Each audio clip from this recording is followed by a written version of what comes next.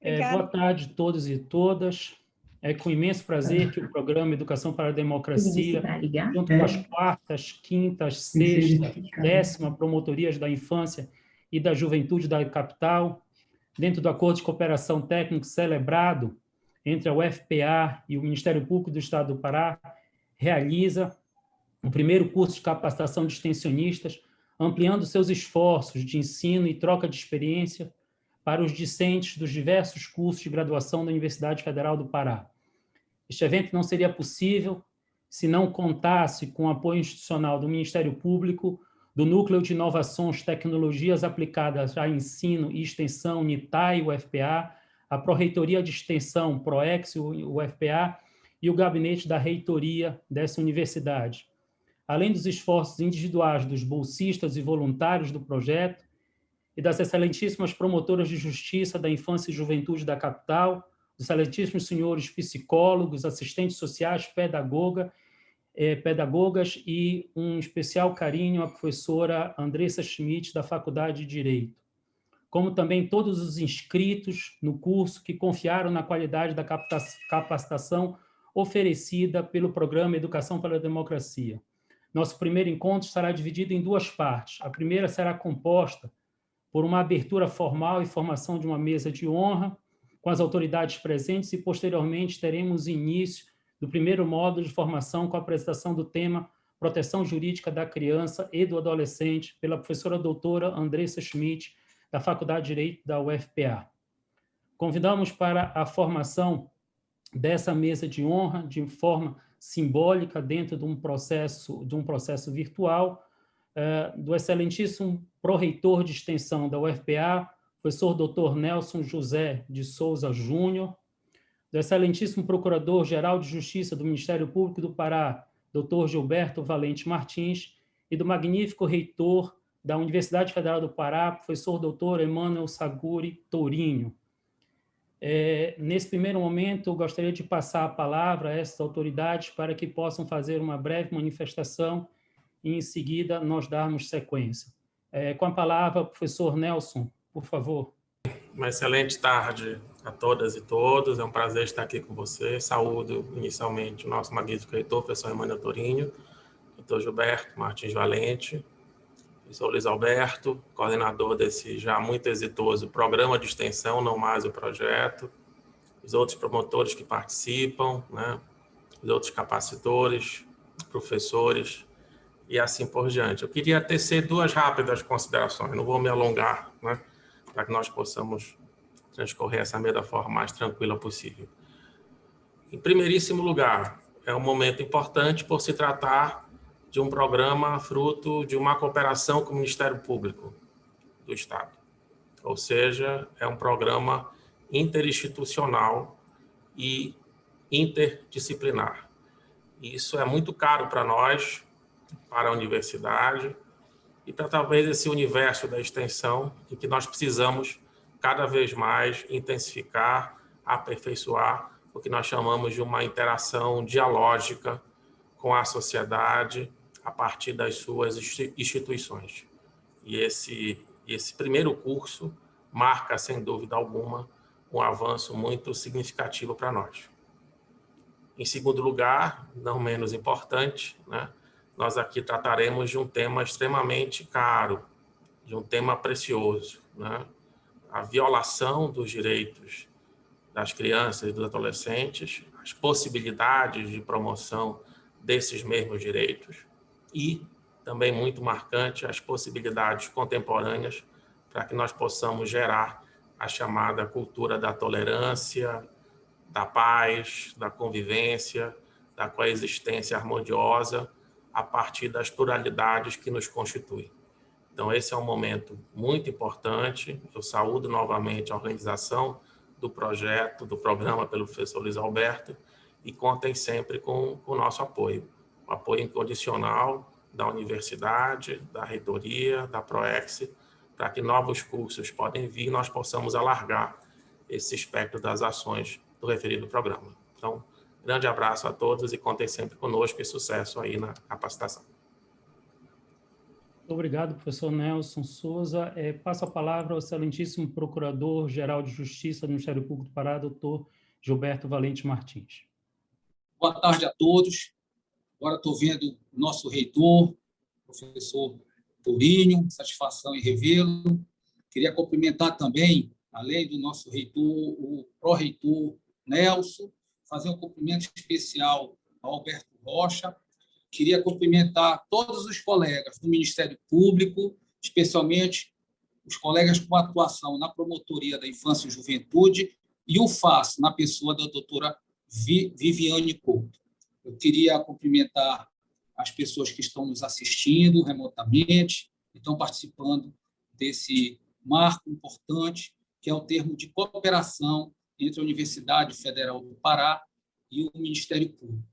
Esse convênio, esse termo de cooperação, ele é fruto da responsabilidade imposta pela previsão constitucional do artigo 227, que estabeleceu a doutrina de proteção integral, assegurando que as crianças e os adolescentes são prioridade absoluta e, assim, todos nós somos responsáveis por essas pessoas que estão na juventude. Como também previsto na norma constitucional, professor Tourinho, a educação será exercida e incentivada com a colaboração da sociedade, visando o pleno desenvolvimento da pessoa, seu preparo para a cidadania e a sua qualificação para o trabalho. E sabemos que o exercício da cidadania implica em conhecer direitos e, de acordo com o Instituto Alana, 40% da população brasileira se declara pouco ou nada informada sobre esses direitos das crianças. Criar um espaço de debate sobre os direitos da criança e do adolescente, fomentar o diálogo no âmbito da escola e das universidades, são oportunidades ímpares de construção de uma sociedade mais justa e igualitária. Os temas abordados na presente formação, a cultura da paz, o combate à violência sexual, são extremamente relevantes. De acordo com o Anuário de Segurança Pública do ano de 2020, apenas no primeiro semestre do ano passado foram registradas 959 casos de estupro de vulneráveis no estado do Pará. Esse número já não é pequeno, entretanto, sabemos que o índice de subnotificações é grande. É preciso romper com o ciclo do desconhecimento e do silêncio que se impõe e a perpetuação da violação dos direitos e a impunidade. Nós temos uma cifra negra de não registro nesta área de violência significativo, tem estudos que demonstram isso. A comunhão de trabalho no exercício já exercido no projeto de extensão Educação para a Cidadania, com as atividades já desenvolvidas no plano de atuação da Promotoria de Justiça da Infância, é um ganho para toda a sociedade paraense. O aumento de fomentadores de debate e de parcerias na execução de trabalho só pode resultar em grandes frutos. Quando se verifica que no presente curso, previsto tão somente para 50 alunos, professor Tourinho, professor Alberto, a demonstração do êxito desse termo de cooperação, que ele já começa com a participação de 300 pessoas. Só pode significar que estamos no caminho certo e que a nossa responsabilidade só aumenta. Privilegiar o diálogo e a mediação na solução dos conflitos é um exercício para o dito inicialmente, todos nós temos responsabilidade para com todas as crianças e os adolescentes. Eu acho que essa é a mensagem que nós temos para deixar, principalmente para aqueles que estão participando deste evento e para a sociedade no todo. Muito obrigado, professor Tourinho, pela parceria. Muito obrigado, Alberto, e devolvo a palavra para Vossa Excelência. Obrigado, doutor Gilberto. Agora, como anfitrião da nossa universidade, passo a palavra ao magnífico reitor, doutor Emanuel Tourinho. Boa tarde a todas e todos. É uma alegria estar aqui participando com vocês da abertura deste curso de capacitação. Na verdade, é o início de um programa com um horizonte muito mais alargado de trabalho. Eu saúdo o Dr. Gilberto Martins, Procurador-Geral de Justiça do Ministério Público do Pará, agradecendo mais uma vez essa parceria que estamos fazendo entre a Universidade Federal do Pará e o Ministério Público. Saúdo o nosso pró-reitor de extensão, professor Nelson de Souza Júnior. Saúdo o professor Luiz Alberto Rocha. Mais uma vez, o parabenizo pela iniciativa deste programa, desde que ele me foi apresentado pela primeira vez. Nós ficamos entusiasmados e apostamos que esta seria uma ação muito importante da Universidade Federal do Pará. Saúdo também a professora Andresa Schmidt, que é vice-coordenadora do nosso recém-criado curso de mestrado em Direito e Desenvolvimento da Amazônia, todos os profissionais e todas as profissionais do Ministério Público do Pará, todos os participantes desta primeira atividade do Programa de Educação para a Democracia. Para nós é importante estarmos iniciando este projeto, este programa, e é importante que estejamos fazendo isso em parceria com o Ministério Público. A Universidade Federal do Pará é uma instituição muito vocacionada para a promoção da cidadania e, por isso, também, para ela é tão importante ir além do ensino e desenvolver atividades de extensão e de pesquisa, atividades que possam dar à sociedade meios para enfrentar os seus problemas mais graves.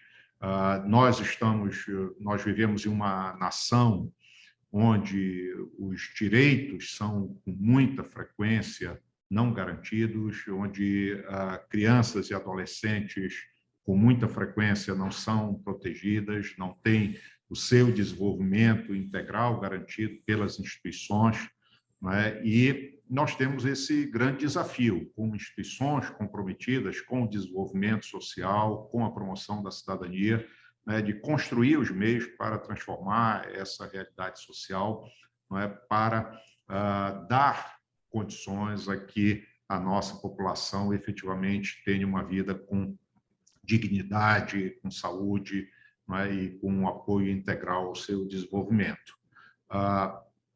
A iniciativa da cooperação, eu espero, professor Dr. Gilberto, que se estenda agora, não é, para outras parcerias. A universidade não é a primeira vez que a Universidade Federal do Pará faz uma parceria com o Ministério Público, já temos muitas experiências de trabalho conjunto, mas também temos essa expectativa de avançar nisso, não é, de construir outros programas que possam nos ajudar, né, tanto a UFPA quanto o Ministério Público, a cumprir a nossa missão.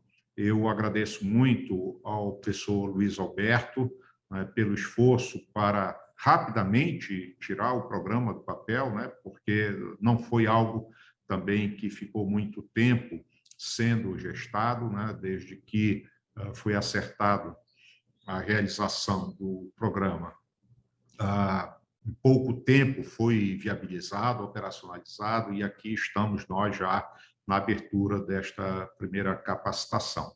Então, desejo muito sucesso, quero dizer que podem sempre contar conosco, sobretudo contar conosco com tudo que tem a ver com promoção da cidadania, com garantia de direitos, né, e sempre naquilo que é a nossa expertise, né, nas áreas de ensino, pesquisa e extensão. Uma boa tarde, saúde a todos e muito sucesso no curso. Obrigado.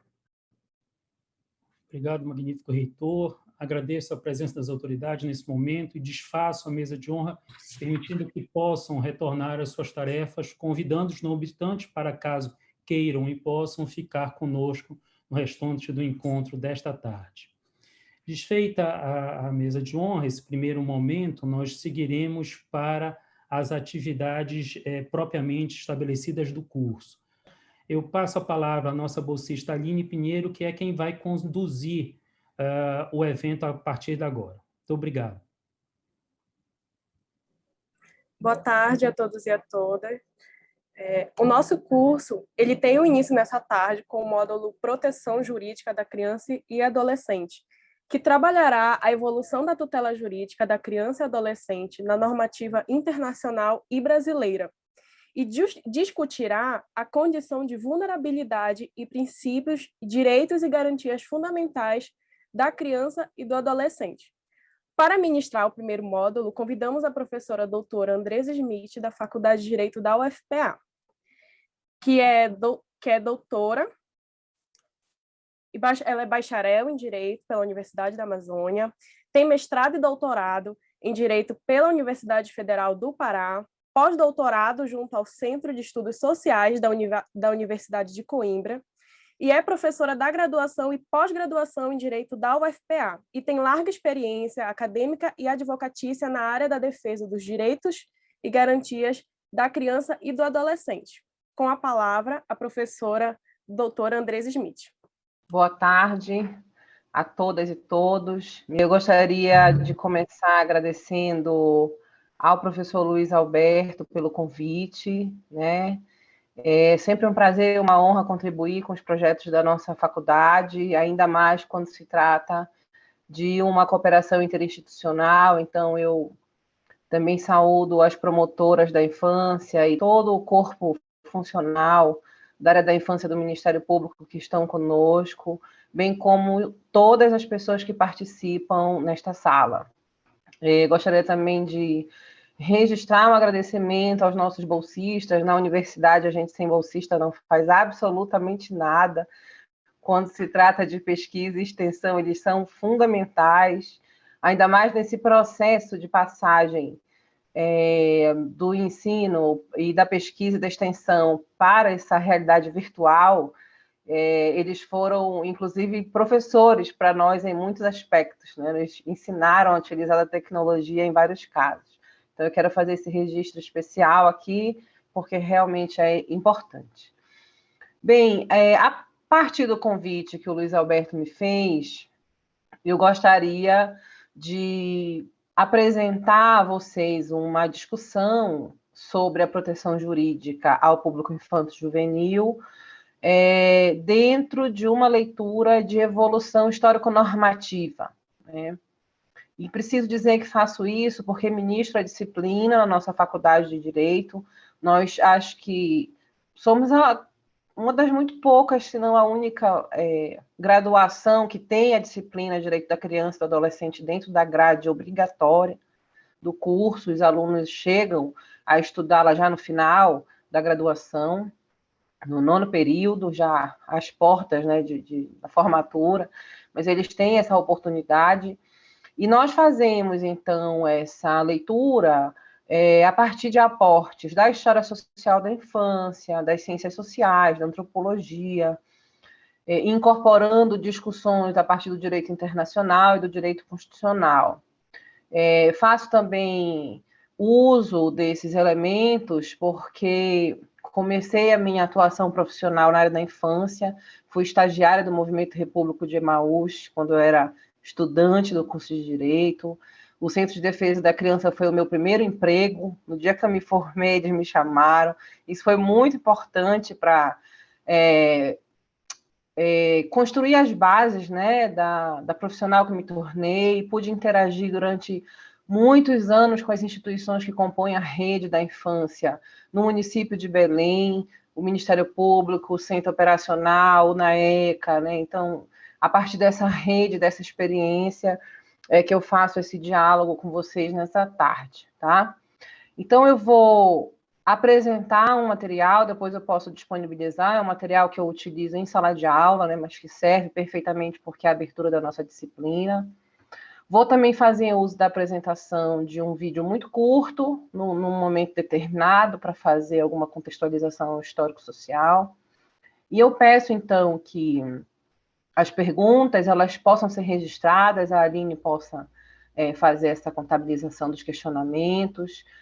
Eu acho que as perguntas podem sendo feitas ao longo, tá? E aí eu vou tentando responder, não precisa esperar o final da nossa conversa, né? Para a gente poder fazer esse diálogo. Bom, os propósitos, então, dessa nossa conversa de hoje é que a gente consiga identificar, ao longo, né, da evolução histórico-social, alguns elementos que fazem surgir a noção de criança e transportam essa noção para dentro da seara jurídica. E que a gente possa, então, né, nessa perspectiva evolutiva, compreender quais são as bases dessa proteção no período atual. Né? Então, alguns antecedentes históricos. Primeiro, é importante a gente saber que aquilo que hoje a gente entende que seja criança nem sempre foi assim, e não é assim em todas as sociedades. Né? Então, essa é uma compreensão importante. Tá? A discussão em torno dessa definição é uma discussão que atravessa os séculos, né? Mas que tem muito a ver também com os hábitos, tradições e com a cultura das diferentes comunidades humanas.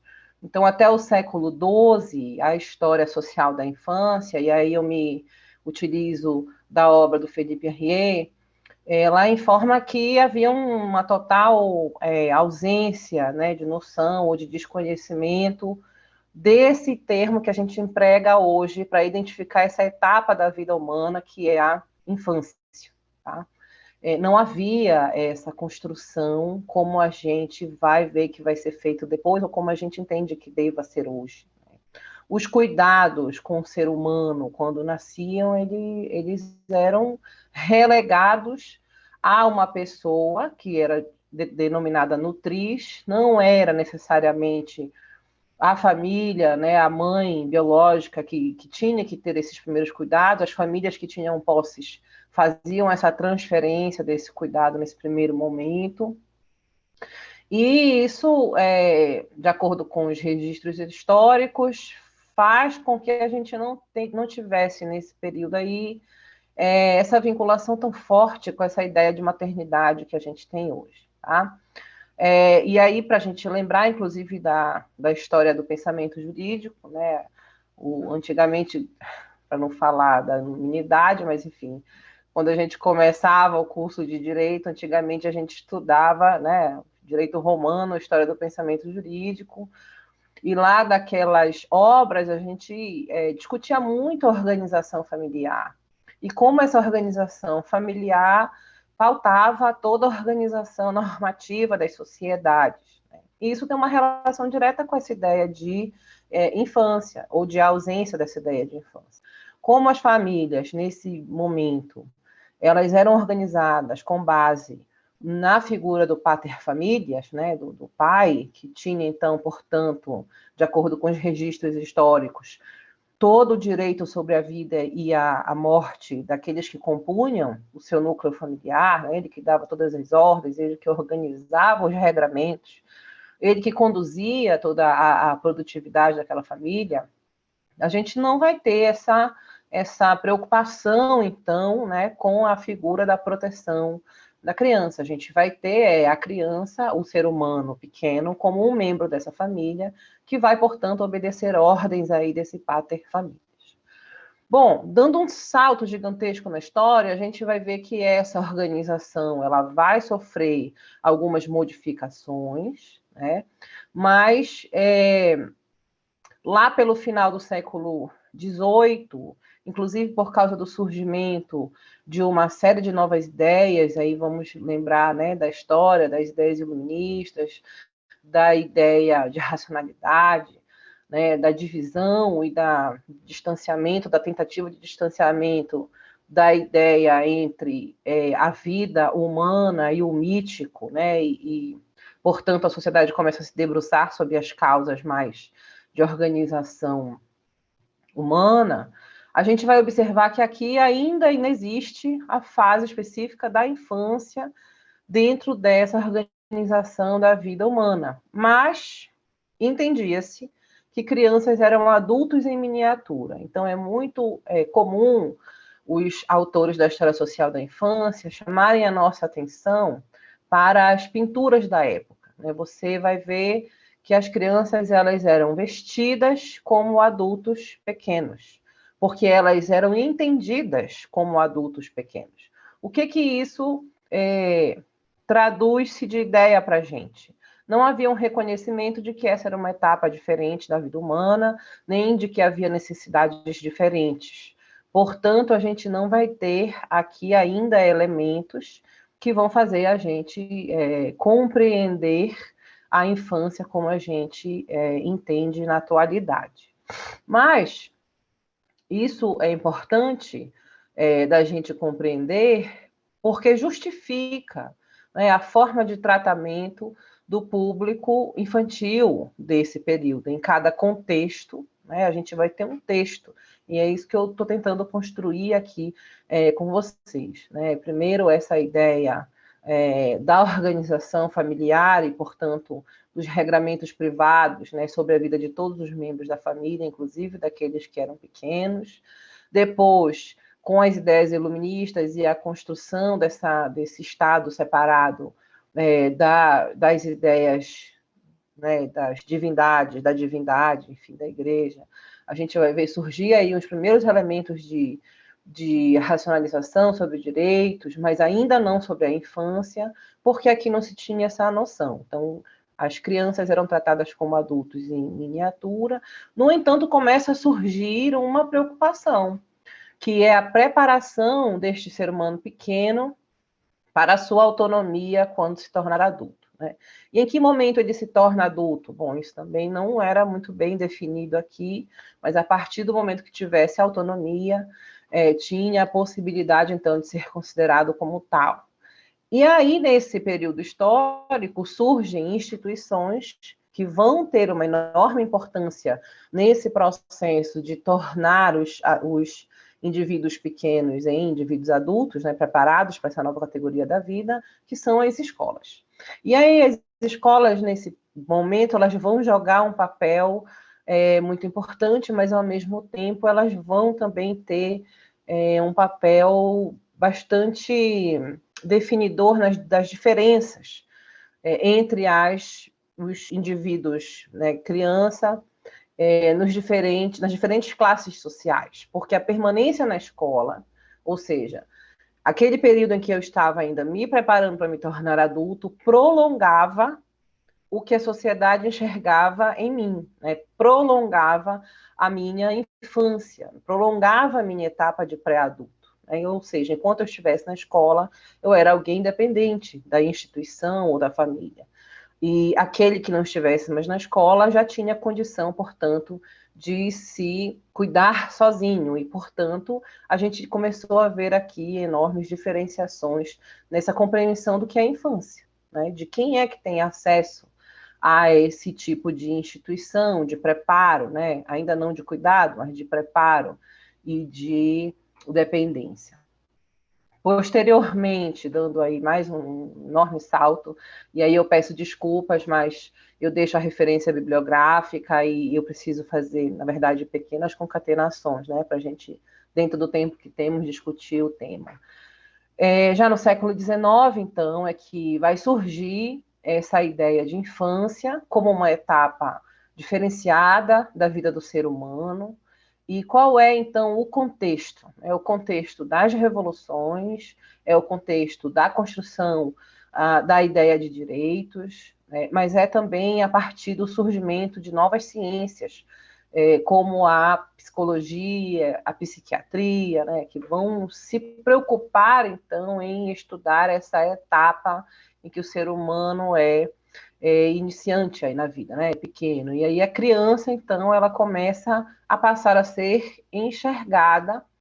E junto com isso, pela influência de novos dogmas também sobre família, a gente vai ver surgir uma nova responsabilidade para essa unidade que a gente chama de família, né? A preocupação de que a criança ela não deve mais ser terceirizada, ou seja, o cuidado já não deve mais ser de uma outra pessoa, mas deve ser da sua própria família biológica. Então, a criança ela passa a ser aí a preocupação central dos pais nesse período, o que vai fazer surgir novos cuidados, vai ser a base do surgimento da ideia de que existem sentimentos de paternidade, de filiação, E surge a concepção da família moderna, né? O que é essa família desse período moderno?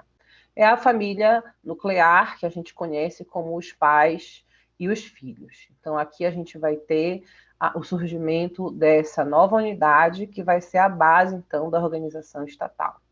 A Revolução Francesa ela vai trazer importantes elementos, porque ela vai discutir a proteção à criança, especialmente naquele período em que se observa o trabalho, né, das pessoas mais pequenas, em condições realmente inadequadas para suas possibilidades. A limitação do direito de corrigir é uma coisa que começa a ser discutida muito fortemente aqui, porque desde o período do pater familias entendia-se que a correção era algo que faz parte desse papel do pater familias, né? A correção, inclusive, com a utilização dos castigos corporais, e aqui começa-se a discutir a imposição de limites para esse direito do pai.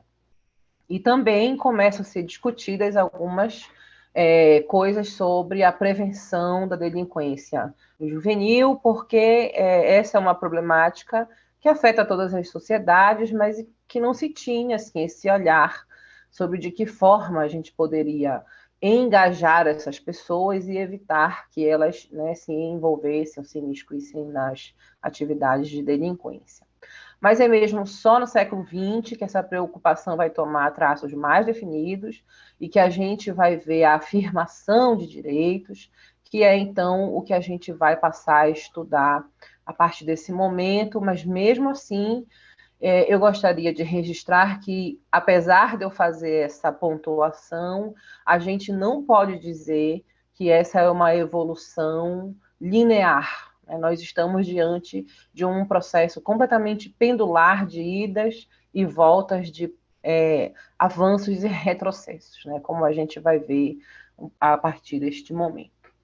No século XX, então, nós vamos ter dois grandes marcos para a modificação dessa ideia de infância, né? Para as bases da noção de proteção a essa infância, que são, a partir do advento da Organização das Nações Unidas e do Direito Internacional dos Direitos Humanos, a Declaração Universal dos Direitos da Criança da ONU, de 1959, e a Convenção sobre os Direitos da Criança da ONU, de 1989.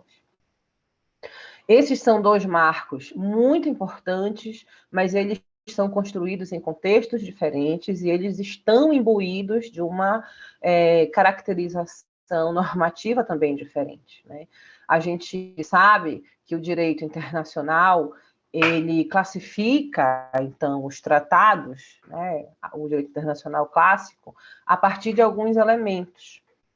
Então, logo após o surgimento da ONU em 1945, houve um esforço muito grande na sociedade internacional de construir as bases para um dos grandes objetivos dessa nova organização, que era a proteção dos direitos humanos.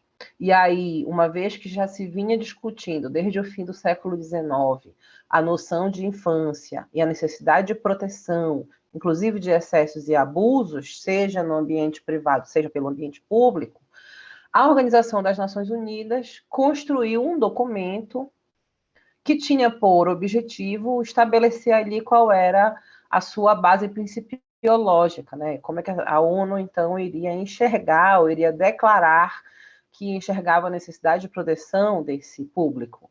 E é aí, então, que surge a Declaração Universal, que é uma carta de princípios, que não tem força vinculante, mas que vai ter um papel bastante importante nesse seu surgimento, porque ela vai trazer a ideia de universalidade, ou seja, todas as pessoas com menos de 18 anos, independente de onde elas estejam, né, no globo terrestre, elas devem ser tratadas da mesma forma. Isso já é uma mudança muito paradigmática em relação ao período anterior, em que a gente vai ter uma série de diferenciações.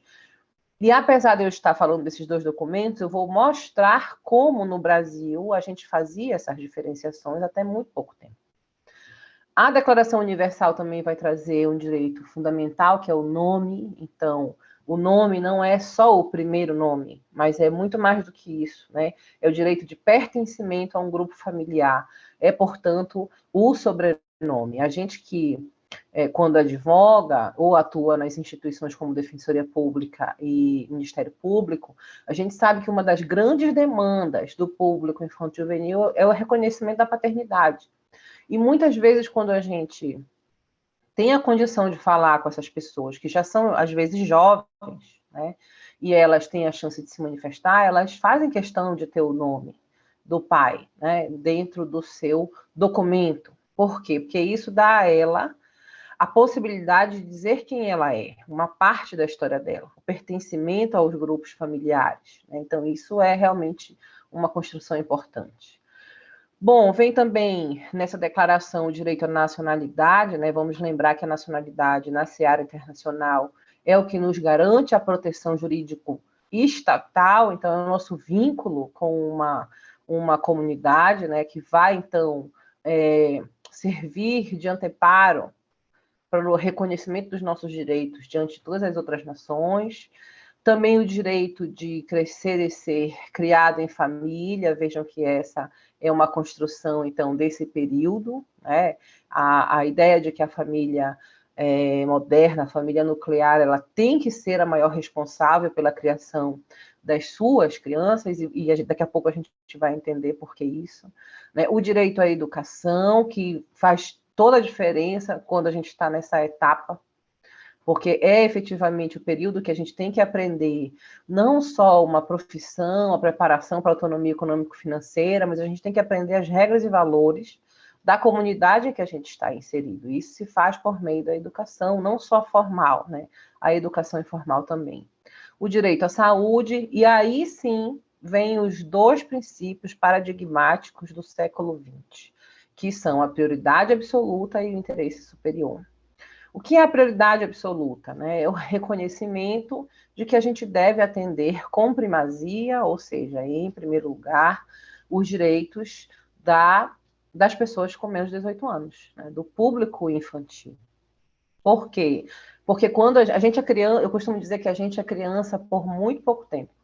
A gente vai ser adulto a maior parte da nossa vida. Então, esse é um período que faz com que a gente precise ter decisões muito, muito rápidas, porque a nossa vida passa muito rápido. Então, qualquer demanda que não seja resolvida dentro daquela etapa, ela vai trazer marcas muito profundas para a posterioridade, né? E o interesse superior é, portanto, reconhecer que todas as decisões, né, todas as ações, elas têm que ser efetivadas com base naquilo que é melhor para a criança e não para aquilo que eu, adulto, acho que seja melhor para ela. Isso, portanto, gira 180 graus aí no pensamento de toda a sociedade sobre como tratar o público infanto-juvenil. Recordando que na seara internacional, criança é toda pessoa com menos de 18 anos, tá? Bom, essa declaração de 59, ela não vai ter força vinculante, né? Então, em 79, a Polônia vai tomar a iniciativa de propor para a Assembleia Geral da ONU a adoção de uma convenção, que é, dentro da técnica das normas internacionais, o documento que vai ter essa força cogente, né? E aí, por mais de uma década, vai ser feita discussão com todas as nações, e só em 1989 é que vamos ter, então, a Resolução 44 da Assembleia Geral, que vai adotar a Convenção sobre os Direitos da Criança. É o documento que, dentro da história da ONU, possui o maior número de ratificações. São 193 estados, nação que compõe a ONU, quase todos assinaram. Só não assinaram os Estados Unidos e o outro, eu não me lembro, mas foram só 2. Essa convenção, então, ela vai trazer todos os elementos que estavam na declaração, né, e ela vai começar dizendo que é dever dos Estados-partes assegurar todos esses direitos ao público infanto-juvenil, né, por meio da adoção de todas as medidas administrativas, mas também legislativas dentro dos seus territórios nacionais, reconhecendo aqueles princípios que agora se transformam em direitos. A universalidade, o desenvolvimento integral, ou seja, o reconhecimento de que a vida humana, na etapa da infância, ela está em, né, crescimento, em desenvolvimento, e, portanto, ela demanda uma série de necessidades que precisam ser todas amparadas, o nome, a nacionalidade, a família, a educação, a saúde. Então, a gente vai ter uma carta bastante completa de direitos civis, mas também de direitos econômicos, sociais e culturais, e chama-nos a atenção um direito muito especial, que é o direito à participação. E a participação tem relação com a necessidade que as sociedades têm de reconhecer que a pessoa com menos de 18 anos também tem direito de falar, né? De expor as suas necessidades e de, portanto, ser considerada. Um exemplo muito interessante dessa participação se dá no próprio processo de adoção, ou no processo de guarda, quando a pessoa tem mais de 12 anos no Brasil, por exemplo, né?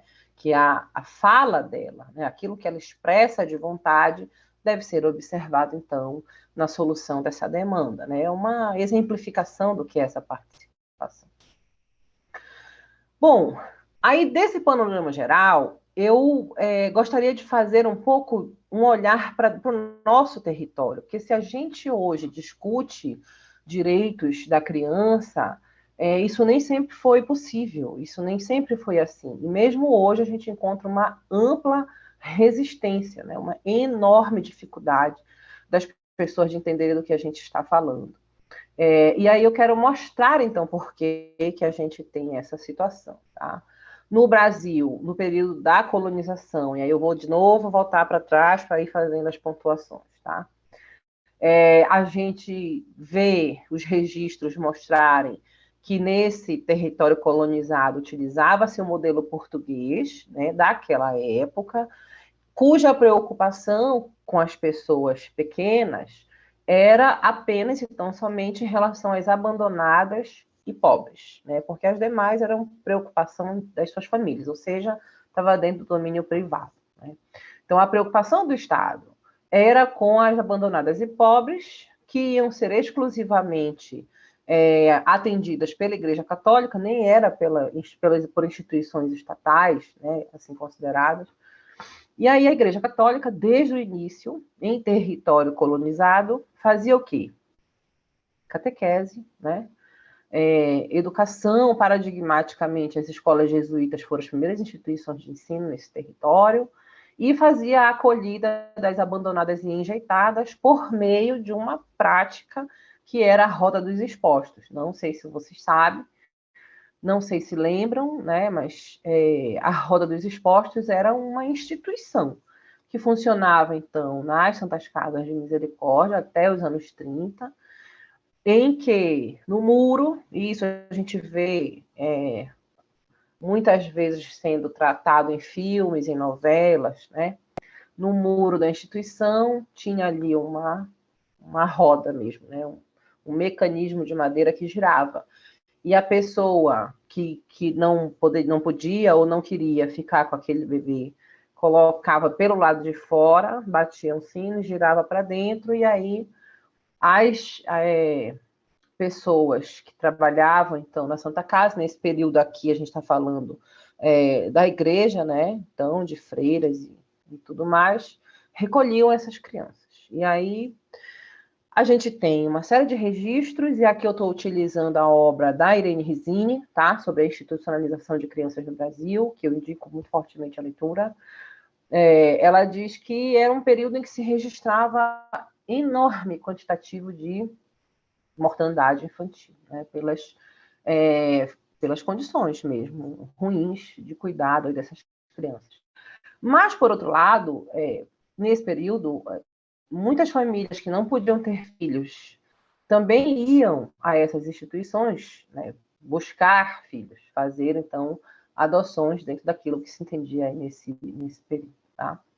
Outras medidas também eram adotadas, né, nesse momento, porque não havia apenas o abandono dos bebês, esses bebês cresciam, alguns, né, e aí as instituições católicas não davam conta da totalidade. Então, que outras medidas existiam nesse período? As famílias criadeiras, mediante pagamento trimestral, então eram famílias que não eram não tinha nenhum vínculo biológico afetivo, elas somente recebiam do Estado para criar, né, aquelas pessoas que tinham sido ali expostas e injetadas, abandonadas, portanto.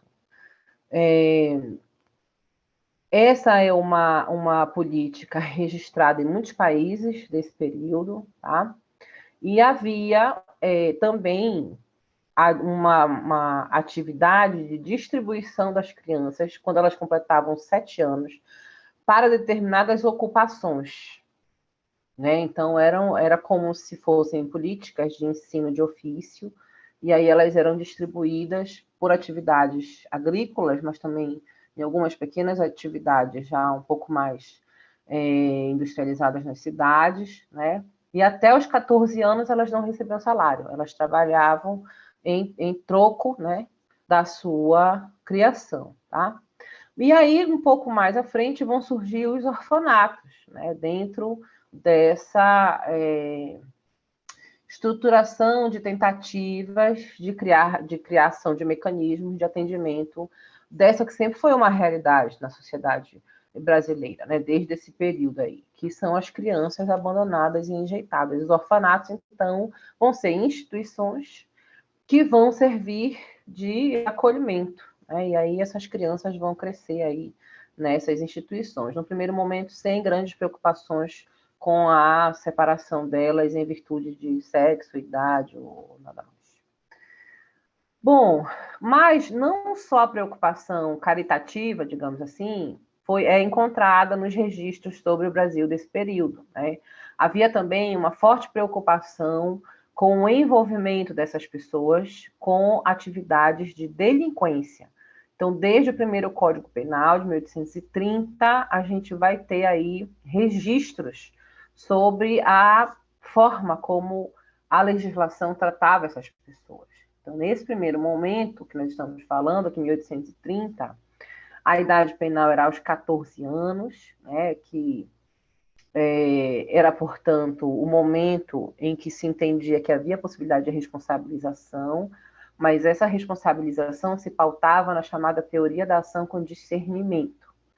Então, o magistrado responsável por essa situação de investigação, né, ele iria, mediante os meios que ele tivesse, ou seja, da entrevista, identificar se aquele menor de 18 anos tinha agido com a plena compreensão da delinquência do seu ato, né? E aí, a partir do momento que ele identificasse que sim, essa pessoa poderia ser responsabilizada com prisão, a partir dos 7, né?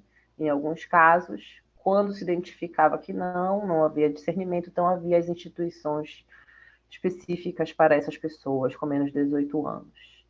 Além da preocupação criminal, a gente também tem que registrar uma outra legislação importante em termos de história do enfrentamento da escravidão nesse país, que é a Lei do Ventre Livre, em 1870. É o primeiro dispositivo normativo que vai trazer efetivamente proteção legal, né? Mas vejam que essa construção ela é bastante... Quando a gente lê, ela é bastante capciosa, né? Porque até os 7 anos, a criança, mesmo tendo nascido livre, ela ficava com a mãe que era escrava, que a criava. A mãe, o pai, né, não se tornaram, pelo mesmo dispositivo legal, livres, só a criança que nascia. E aí, então, depois desse período dos 7 anos, o Estado indenizava o dono da mãe, que também teria sido dono do escravo se ele não tivesse nascido livre pela lei de 1870, né? E a criança, então, ia para um orfanato, ou ela continuava trabalhando até os 21 anos alforriada, ou seja, mudança muito pouca na realidade prática da vida dessa pessoa, né? E, novamente, a preocupação criminal é sempre uma constante, tá, na vida da sociedade brasileira, né? O Código Penal de 1890 trazia também regramento sobre o tratamento das pessoas com menos de 18 anos que praticavam atos de delinquência. A inimputabilidade era absoluta até os 9 anos, entre os 9 e 14 a teoria do discernimento, então, que eu expliquei há pouco, era utilizada, e a responsabilização se dava mediante internação em estabelecimento industrial, trabalho, portanto, né, pelo tempo que o juiz entendesse sem ultrapassar os 17 anos. Em 1902, vai surgir no território nacional, e aí a gente já não está mais, a gente já está falando do Brasil República, né? A criação de institutos disciplinares específicos para correção e recuperação de jovens delinquentes, ou seja, aqui a gente vê a normativa separando essas pessoas dos adultos, tá? Uma para delinquentes e outra para os órfãos, que também até então não havia essa separação, né? Com a preocupação da separação por sexo, que vamos lembrar da moralidade da época, né, o valor da mulher para o casamento, inclusive dessas abandonadas, estava na virgindade, portanto, a preocupação da proteção do corpo, e aí a separação por sexo, né, para evitar qualquer tipo de problema nesse contexto. E a preocupação com a preparação para o trabalho. Então, se a gente pode até aqui tirar uma conclusão, é de que a gente não tinha, assim, a ideia de que a infância é um período em que a pessoa está em desenvolvimento e de que precisa de uma proteção diferenciada, né? A gente tinha preocupações com delinquentes e abandonados e tinha meios legislativos para tratar dessas preocupações, e só. O resto estava na seara do direito privado, né? do ambiente privado, da vida privada das famílias. Essa afirmação vai fazer surgir uma legislação que vai ser muito importante, porque ela vai ser a primeira legislação que organiza a política estatal de atendimento aos menores, que é o Código de Menores de 1927, também chamado de Código Melo Matos, né, criado por meio do Decreto 17943-A, e esse código ele vai ser relevante porque ele vai estabelecer as primeiras políticas assistencialistas de assistência e os primeiros mecanismos de proteção ao menor, mas não qualquer menor, né, ao menor abandonado e delinquente, políticas que eram, e como a gente vai ver aqui rapidamente, notadamente voltadas para uma perspectiva de controle dessa população, né? Mas, paradigmaticamente, esse decreto ele deu origem ao direito do menor, instituiu a figura do juizado de menores, que passou a ser, então, responsável por todas as decisões relacionadas a esses públicos, né? Fomentou o surgimento do serviço social no Brasil e sistematizou pela primeira vez na história normativa brasileira regramentos para esse público aí na sociedade. Alguém quer falar? Eu ouvi abrir o áudio. É que eu estou só vendo os slides. Eu vou pedir a quem esteja presente na sala que desligue o seu áudio para não interferir na apresentação da professora Andressa, por favor. Muito obrigada.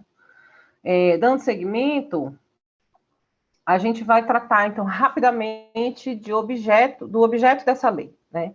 Então, no artigo 1º do Código de Menores de 1927, nós vamos ver que essa é uma norma que vai se reportar a essa figura que surge, então, no ordenamento jurídico brasileiro. Que figura? O menor. Então, o menor de um ou outro sexo, abandonado ou delinquente, que tiver menos de 18 anos de idade, será submetido pela autoridade competente às medidas de assistência e proteção contidas neste Código. Então, o Código de Menores, ele tinha, já no seu artigo 1º, o seu objeto definido. Ele apenas seria aplicado ao menor. Quem era o menor? A pessoa com menos de 18 anos que fosse abandonada ou delinquente. Só. E aí, as medidas que coubesse de ser aplicadas a esse menor, quem é o menor, de novo, a pessoa com menos de 18 anos, abandonado delinquente, estavam aqui dispostas e deveriam ser aplicadas pelo juiz de menores. E aí a gente cria um sistema, um novo sistema de atendimento desse público, né? Mas a legislação também se reportava, de acordo com seu artigo 14, aos expostos, né? Quem eram expostos? as crianças até 7 anos de idade que estivessem em situação de abandono. Então, a gente também tinha essa preocupação maior aqui identificada. A definição de menor desse código ela é muito interessante e eu trago, que é para a gente refletir até o final do nosso encontro de hoje sobre de quem é que a gente está falando quando a gente chama a pessoa de menor ou de criança.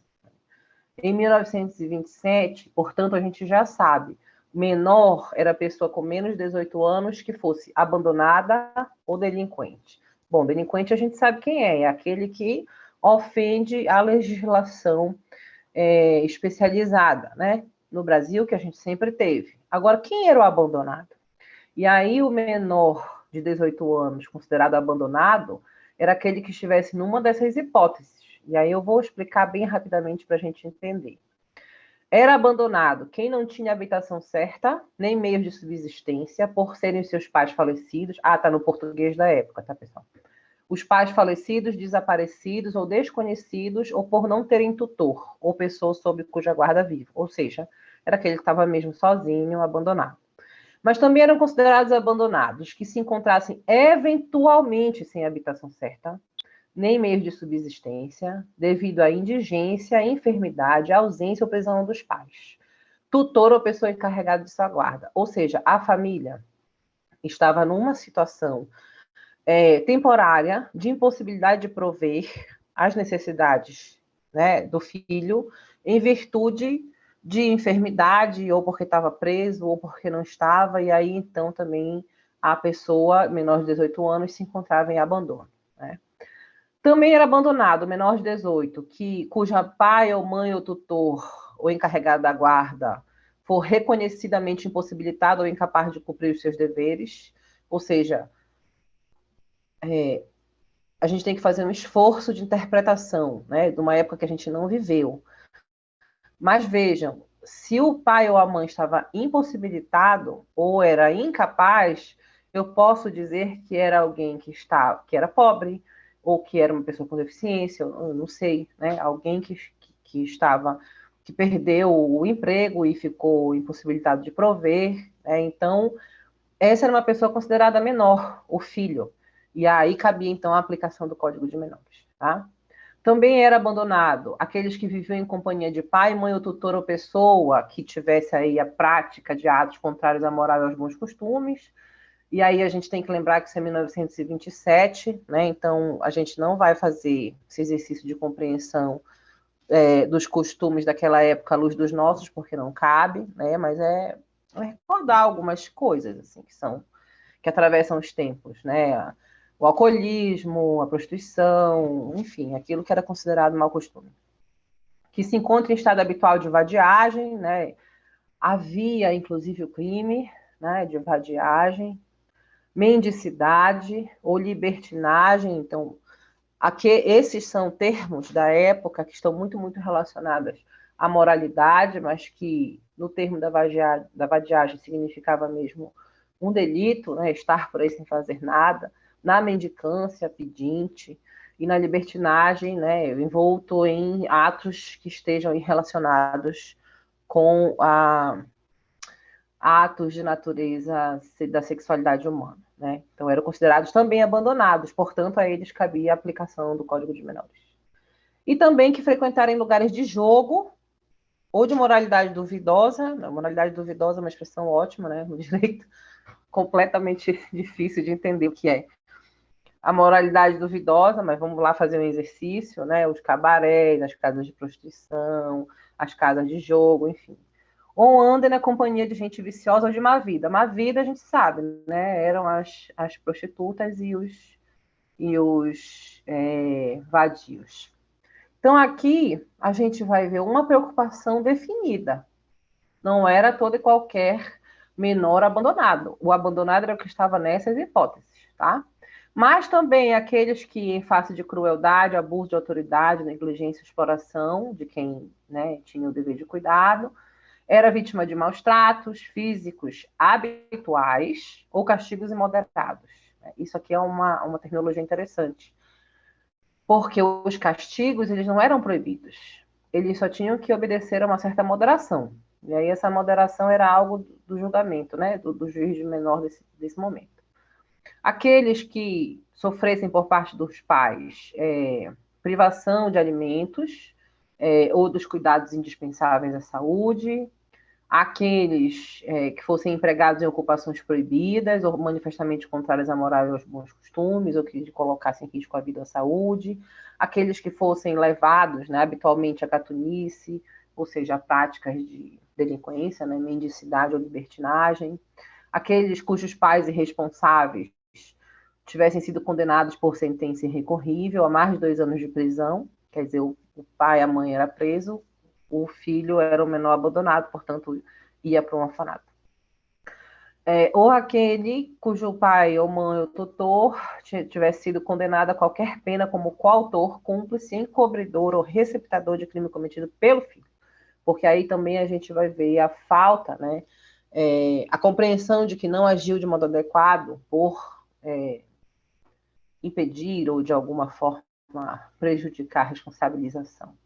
Então, desses dispositivos, fica muito evidente, né, que a preocupação era realmente com uma determinada categoria de pessoas que tinham menos de 18 anos, não com todas, né? Então, houve um esforço de classificação de quem eram os menores objeto dessa legislação. Tá? E aqui a gente vai ter 2 disposições sobre a questão da responsabilização no envolvimento de delinquência. Então, o menor de 14 anos, que seja, né, considerado autor ou cúmplice de fato qualificado como crime ou contravenção, não será submetido a processo penal, então a idade é o 14, de espécie alguma. A autoridade competente tomará somente as informações, né, e aí vai determinar qual é a forma de acompanhamento. E no artigo 69, a gente tem a regra de que, quando tiver entre 14 e 18, vai ser submetido a um processo especial, isso aí em 1927. Esse processo especial era mediante o juiz de menores, que poderia culminar com internação.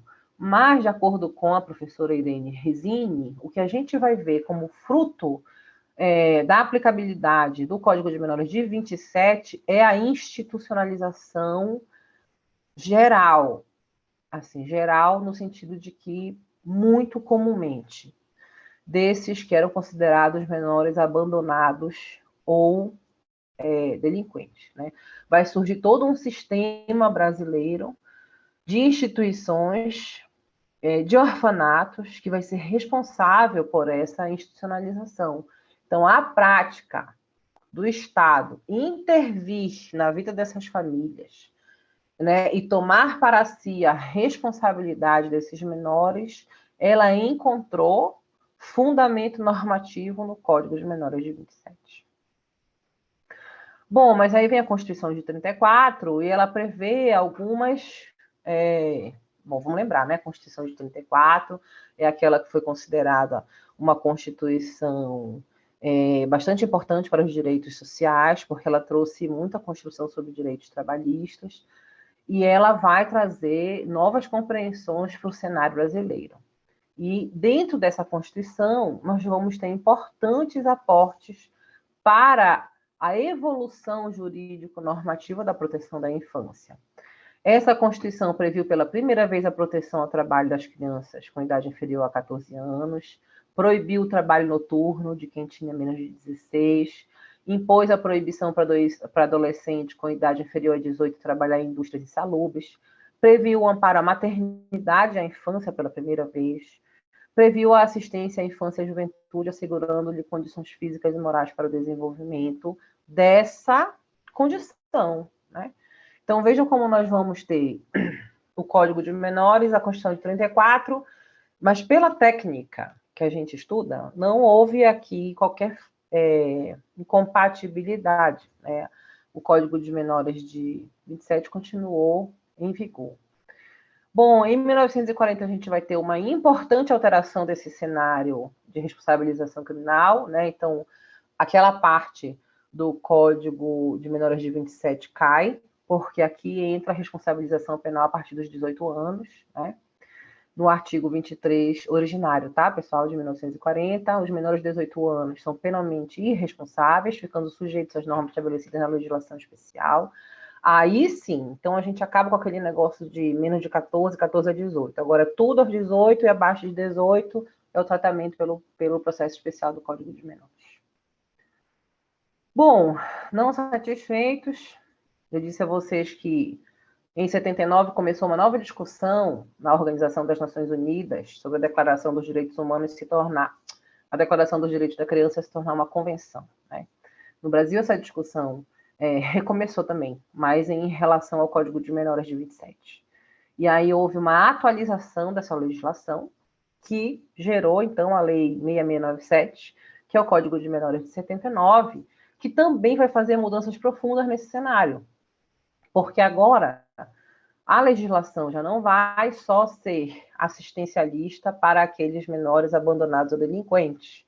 Agora, ela vai trazer uma doutrina fundante, né, da sua aplicação, que é a doutrina da proteção do menor em situação irregular. Então, a gente amplia o espectro de atuação normativa do Estado e da própria atuação estatal, porque as políticas públicas começaram a ser produzidas a partir da legislação. Então, todo e qualquer menor em situação irregular ia ser objeto do Código de Menores de 79. Bom, mas que é a situação irregular, né? Então, desculpa, no artigo 1º a gente tem essa definição. Este código, ele vai dispor sobre assistência e proteção, isso está lá no anterior, mas aqui vem um termo a mais, né? Vigilância. Então, vejam que, apesar da legislação falar em proteção, a gente tem mesmo uma preocupação estatal muito forte de controle, né? E vigilância dessas pessoas. De quais menores e quais situações estarão, portanto, sob essa vigilância estatal? Então, aqueles que até 18 anos de idade se encontrem em situação irregular e aqueles entre 18 e 21, né? Aumentou a atuação aí, ampliou um pouco essa faixa etária. Então, entre 18 e 21, nos casos expressos em lei. Então, a legislação ela vai trazer regras de extensão da sua aplicação para além dos 18 anos. Tá? A situação irregular está disposta no artigo 2º desse código e ela vai ser classificada dessa forma. Encontra-se em situação irregular o menor de 18, privado das condições essenciais à sua subsistência, saúde, instrução obrigatória, ainda que, eventualmente, em razão da falta, ação ou omissão dos pais ou responsáveis, ou seja, abandonado ou mesmo pelo simples fato do pai ser omisso, né, esse menor era considerado em situação irregular. Ou diante da manifesta impossibilidade desse pai ou responsável de prover, né, aquele que era, portanto, pobre, né, estava aqui em situação irregular. 2, vítima de maus tratos ou castigos imoderados, de novo esse termo, ou seja, mesmo em 79 o castigo não era considerado físico, né, impossível, ele era uma prática, mas devia haver aí uma certa moderação nessa aplicação desse castigo. Aquele que estivesse em perigo moral, novamente aqui a pauta da moralidade, né, devido a encontrar-se de modo habitual em ambiente contrário aos bons costumes, aí aquele termo bem aberto, né, que deve ser interpretado à luz do seu contexto, do momento histórico. A exploração em atividade contrária a esses bons costumes, né, e aqui a gente pode colocar uma série de situações, né, como a exploração sexual, por exemplo. E que nessa exploração a gente pode observar até a atualidade, mesmo que a gente já não utilize o termo do costume, né, mas a violação da condição de dignidade, né, e de liberdade da pessoa. Também era considerada situação irregular aquele privado de representação ou assistência legal pela falta eventual dos pais ou responsável, então esses pais não estavam e aí esse menor estava sem representação legal. Com desvio de conduta em virtude de grave inadaptação familiar comunitária, isso aqui é interessante quando a gente lê as obras históricas, né? Não é tão somente uma questão de, eu brinco, né, que eu digo que esse aqui, do inciso 5º, é o mal comportado, mas não é só isso. É aquele que apresenta um comportamento que a família não consegue atender, acolher, né, controlar, modificar. E aí as famílias utilizavam-se, então, das instituições estatais para dar conta, né, desses menores. E daí uma prática que surge em Paris no século do 18, 19, mas que atravessa o oceano e chega aqui no Brasil nesses primeiros momentos, que era a prática de chamar a polícia e entregar o filho para a polícia. Isso não é registro novelístico, né? Isso realmente era uma realidade há um tempo atrás. E aquele que fosse autor de infração penal. Então, a gente também vai ter, nesse segundo Código de Menores, de 79, a preocupação em estipular, né, medidas de atuação do Estado para uma determinada parcela da população menor de 18 anos. Nesse caso, que estivesse em situação irregular. E aí a situação irregular ela vai ser caracterizada basicamente por diversas situações de abandono, pela delinquência e também por essa questão aqui do desvio de conduta. Lembrando que essa legislação ela pode se estender até os 21 anos em casos expressos, e aí efetivamente a situação da responsabilização pela delinquência.